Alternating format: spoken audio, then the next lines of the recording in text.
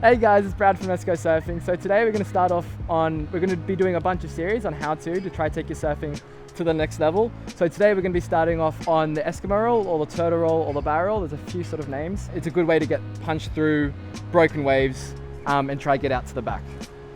The board we've got here today is a Soft Light Cool Light. It's one of the boards we rent out and sell.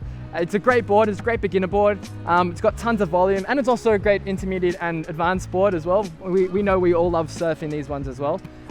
With these boards though, it is going to be next to impossible to duck dive, just because it is very voluminous and it is very chunky. So that's why, especially when the board's a bit longer and a bit bigger, you want to use an Eskimo Roll, okay? I'm going to demonstrate the Eskimo Roll as well, okay? So when you're lying down on your board, you're paddling, and then you see a big white wash wave come through, and you're like, what do I do? Right, so you grab the side of the board right around your armpit area. If you grab the top of the board, you're more likely to nosedive. It's also a lot harder to turn around.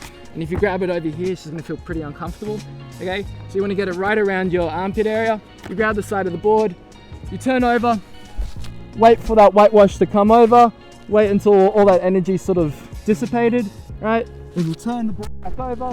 Once you feel ready, come on over, and then you keep paddling, trying to get back out to the back. Yeah, there we go. That's an Eskimo Roll. And I'm going to show you guys what it looks like in real time in the water.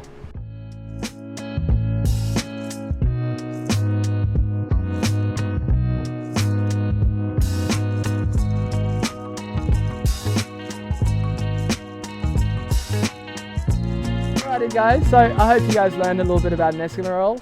If you guys got any questions, or you were looking to book a couple more lessons on anything really, head over to our website www.letsgosurfing.com.au.